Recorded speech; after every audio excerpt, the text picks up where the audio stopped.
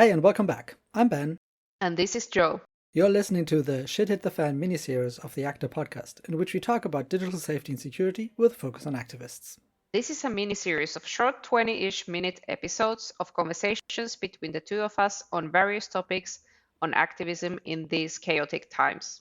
Today, we're going to talk about threat modeling for activists and why that matters. And without further ado, enjoy. Enjoy!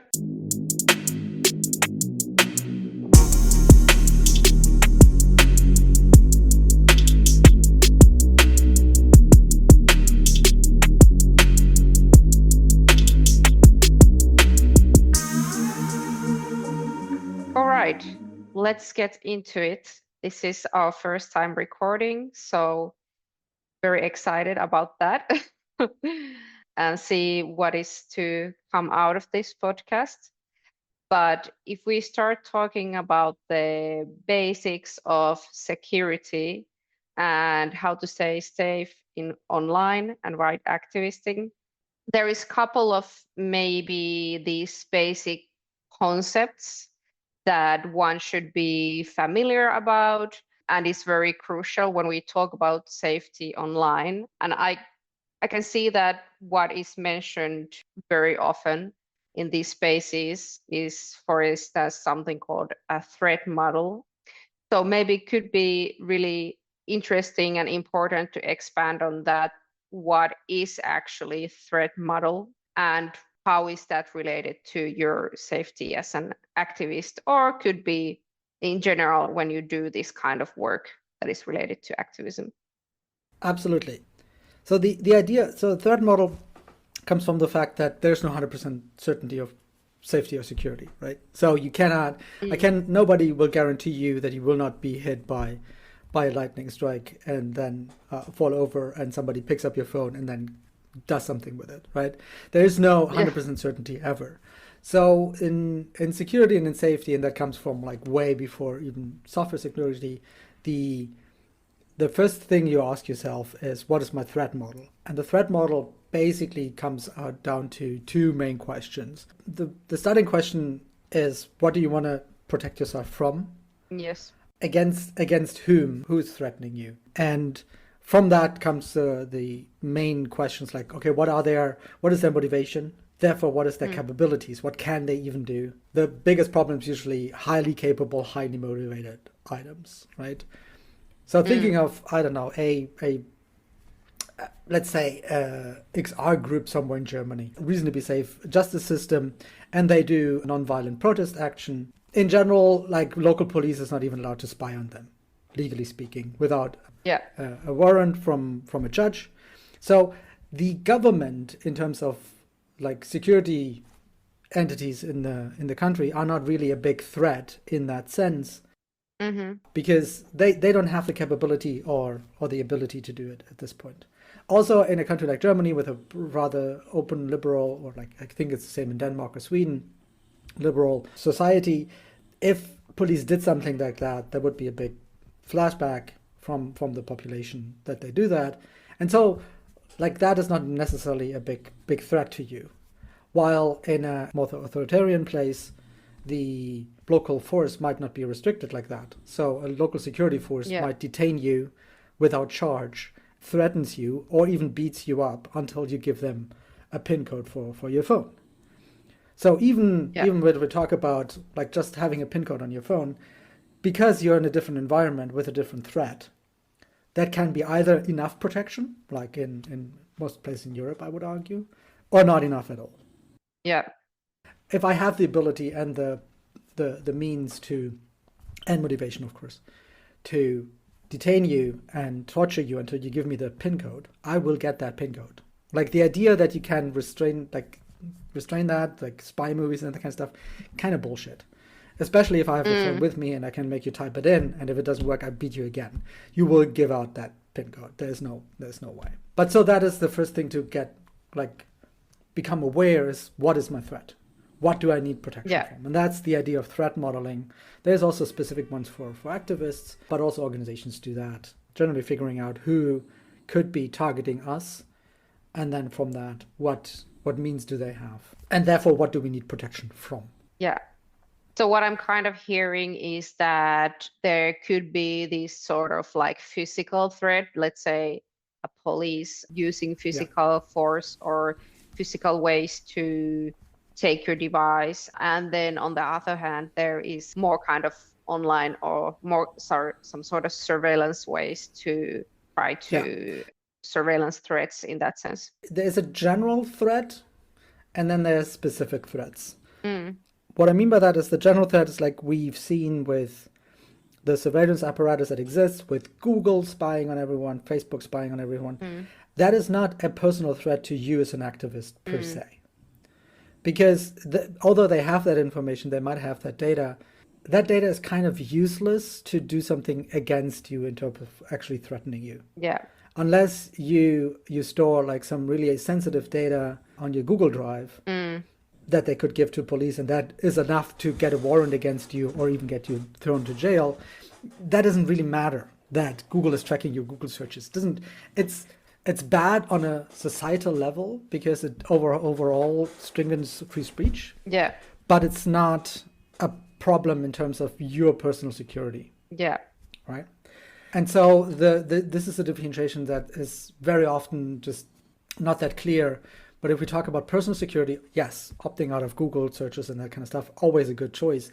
Yeah. But that is probably not a threat to your specific activist organization. At least not in a way, or at least more, it is a distraction that it might be this case, while like a local police force putting a bat to your head is probably a bigger problem for many local groups than that would be. There is technically, of course, the ability to also like infiltrate on digital means. Yeah. There's very often like this idea that somebody has been hacked or somebody has been hacked into an account and that kind of stuff. And that is definitely something that some security agencies do. In particular, the Mossad, for example, or the US intelligence services have the capabilities of doing that. But the number of agencies capable of that is pretty low. Yeah. It's pretty sophisticated. When people talk about being hacked, it's more often general personal security measures have not been taken. Like you use a weak password that have been used for 10 years everywhere. That is your grandma's birthday or something like that. That has been leaked multiple times, but you keep using it. Yeah. If it has been leaked, there's a good website, Have I Been Pawned? I'm going to put it into the notes. Yeah. Put in your email address and it will tell you, look, you have been part of these leaks. Like there was Facebook's leaks, there were many leaks, right? And so if your password, even though it's encrypted at that stage, comes out, somebody probably knows that you used this email address with that password at least once before. So if you use it somewhere else, they can get hacked. Right? Yeah. It's a very common thing. And so very often this is not particular against you personally, but that could be companies in particular. This is ransom. People infiltrate networks like that to then encrypt everything and extort a ransom from the organization so that they pay the ransom to get their data back, or to, most of the time, spam people or hijack people. But it's not targeted.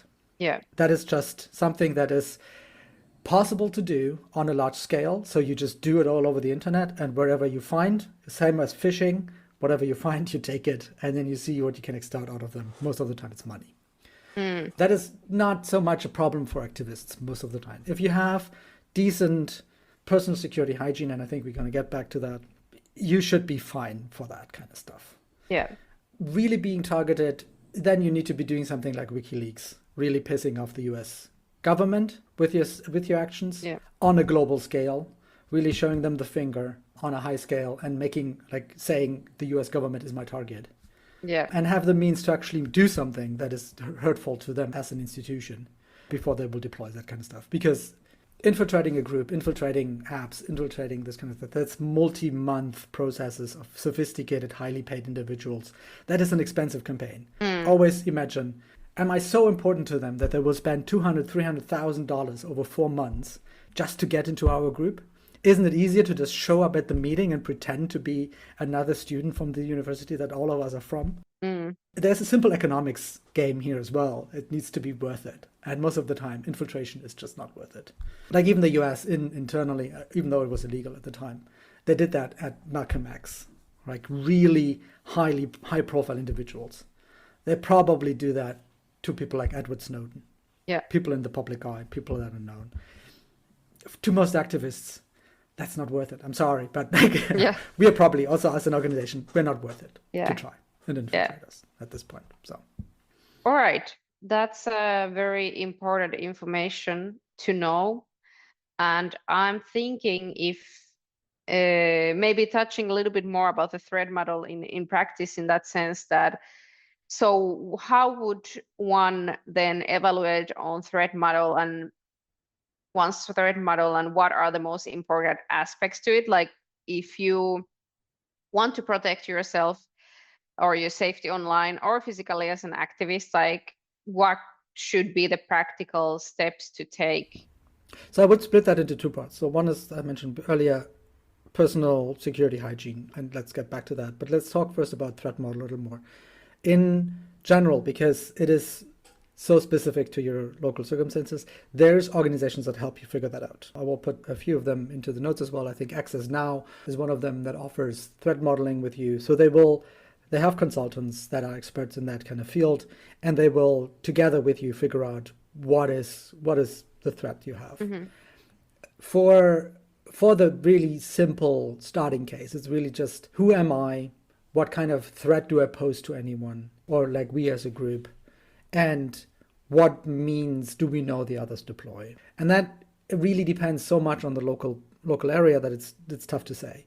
In some countries in Africa, we know that local activists are beaten up by local police. Mm-hmm. Like even the actual national government doesn't give a crap about that at all. But local police doesn't like the disturbance of a protest. Yeah. So they do that.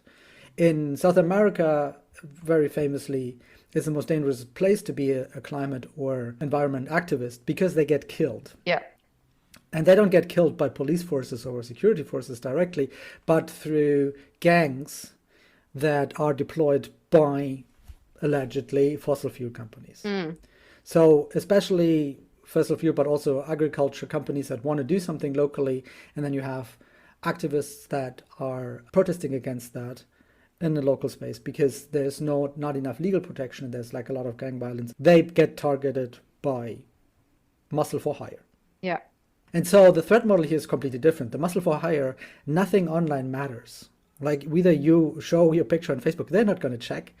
They will try to find you locally, physically. That your address is safe. That as soon as you get some local politician threatening you or trying to make you a scapegoat, you become aware that they put a target on your back that makes it politically reasonable to now do something to you, to make you disappear, to whatever. And so that is very different threat than anyone in Europe faces, for example, when they do the same thing effectively. So it really depends a lot on your local circumstance. And while we talk about, in particular with Actor, about internet security and digital security, what we've seen in the last couple of years is a rise in not actually deploying digital stuff because it has become very expensive to do. Yeah. You need really sophisticated technology to do this kind of stuff. And it has been a lot easier to just track people with a phone via just ISPs. But even as a local policeman, I can figure out your address probably, right? Well, we look at digital security most of the time. It's just very expensive to deploy something against, especially small groups. It is cyber warfare and all of that kind of stuff is interesting for governments because they can destroy or intercept infrastructure as a whole and therefore put society down or put economics of a society down. But to disrupt local groups, even bigger groups like national groups, doesn't really work. It's not worth for a government to shut down the entire economy of a state just to prevent a protest in the capital most of the time. It's usually a lot easier to just paint you as the bad people, as the bad apples, as rioters or something in the media, and through that just make sure that it doesn't grow too much. It's a lot easier and a lot more interesting than actually deploying violence or deploying even technical infrastructure. Yeah. You mentioned something called ISP. What is that? Internet service provider. That is generally the thing that you got the contract with so that you can go to the internet. Right. So that is your phone company, your mobile phone provider. So the thing about them is, especially for mobile phones, when you run around with your mobile phone, it constantly connects to different antennas around you. and it tries to connect to several ones at the same time to be able to provide a good connection. And you know that if I have 3 points, I can triangulate a position. Mm-hmm. And so just from knowing which antennas a phone connects to, you can very easily point out where someone is. Right. In many countries of the world, sharing that information is illegal. But if I am a police force and I can make the ISP do it, I can figure out where someone is. Yeah. I don't need their physical address. However, that is sophisticated, legally sophisticated in most countries, and also technically not that simple. And for local, like most police forces, it's easier to. You're always coming out of the same subway station, so it's easier to just follow you home, Yeah. than trying to make an external organization that has a reputation to lose Yeah. do stuff. Okay. So anyway, like I'm assuming you have to do quite significant criminal activity from them to do this effort, or That is probably like if you're, but again, like you need to be high enough of a profile for that to really matter. But from a societal point of view, tracking that data in general is a problem because it allows you to retrospectively do that. For example, in Germany, there's a constant strive from some political parties to keep this phone number thing on record so they can look it up later. yeah. But if you have it on record, it means it can be looked up later, right? So even if I'm not a prominent protester today, if they track my information and I become someone of high profile and then they want to look at it, they could look at it, they could figure some stuff out of my past to use that to threaten me. So there's also, even within that, societal problem. Of course, too much surveillance is always a problem. And the surveillance state is always a problem. But the idea that it is being deployed against you as a person is rather unlikely. Yeah. It's more that if you're in a country where that is happening, for example, China, for example, Hong Kong. In Hong Kong protests, very famously, they shut off the phone when they went to the protest Yeah. to make it impossible to be tracked like that. So this is the thing. Like if you have a security force that has that access, and the Chinese one has, then that is part of your threat model. Yeah. In most other parts of the world, if you're not on an authoritarian regime that has these capabilities, and even most authoritarian regimes don't have it, then this is not really a problem. You don't need to turn off your phone for every protest you go to. If you want to be absolutely sure, yes, you can. There's a lot of people who also just take burner phones, so phones that they only use in exactly these kind of situations, that are very often dumb phones that are really only have one phone number in there, and that is the call hotline when they got arrested or something. That is also something that XR does, for example. Then yeah, sure, that is useful, but it depends on your situation whether that is useful. Very often, it is better to have the phone with you, or a phone with you that you can record stuff with. Yeah. And especially video recordings, because that is actually a bigger threat to security forces that you do that. So they would stay away from you doing that, because these have circled online before, and that has become a problem. So there's a trade-off to be done. There's always a trade-off to be done with technology, and that is something that you can only figure out yourself from the circumstances you're in. And that is the other thing, especially if you do that at the beginning and you haven't done many protests, you haven't really been in the public's eye yet, and that changes. You can become very publicly known, even like national politicians start talking about you. Redo that assessment. Yeah. Because it changes. Yeah. Right? It changes who might be threatening you, what motivations they have, and what capabilities they might have to deploy that as well. Especially if you get attention of higher politicians, or even worse, politicians from a different country. Yeah. Politicians from a different country is always a big problem because they bring completely new capabilities very often. Yeah. All right. So it's been a few weeks since we talked about the threat modeling, and I looked it up, and it's quite a lot and exhausting. You need to get the entire team together, collect quite a lot of information, do a lot of research, what capabilities your so-called enemies have, and so on. So it's not just like something done in one afternoon. No. Yeah, it depends on how much you want to do it, but it's pretty involved. This is why there's groups that help you figure this out. And yeah, it can be a multi-week process for sure. That's true. But So I wonder if I'm on my own, right? Mhm. Is there something quicker and something easier I can do? Like, is that threat model like the absolute first step, or is there something I can do easier right now? In general, it's good to think about your threat and at least think about like who is after you. That is something to keep in mind, and staying up to date on what the capabilities are, just generally through journalism and reports like Amnesty International, depending on where you are probably good ideas. But that said, no, of course, you do not have to make the entire threat model and that kind of stuff to increase your protection. Actually, one of the links we're going to put down here is for privacyguides.org. They do something very interesting. So they give you a bunch of tools and things that you can change and different alternatives to common tools next to the threat modeling, which they have an excellent article about that we recommend you use as a starting point.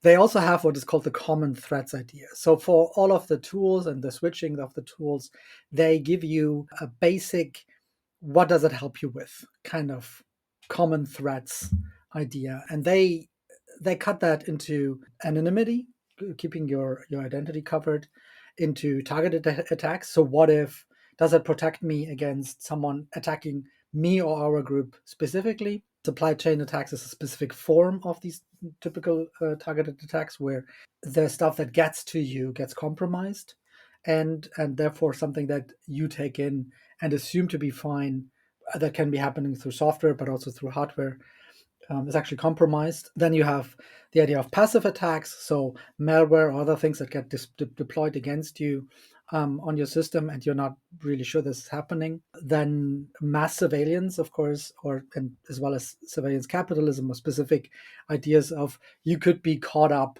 in a big web of things that are not specifically against you, but are generally bad in terms of your privacy being attacked, similar to what they call service providers or public exposure. These are things that help you limit the accessibility that service providers has, but also that public exposure have. Neither of those are generally thinking like, I have a specific enemy that tries to do something against me, but protect your privacy overall. And then they have another area which is called censorship, which is just about like if you live in an environment where you might get censored, some of these things in different categories also apply to you. But if you're looking specifically of being able to talk, regardless of censorship constraints that are maybe set up against you, that is an area to look at.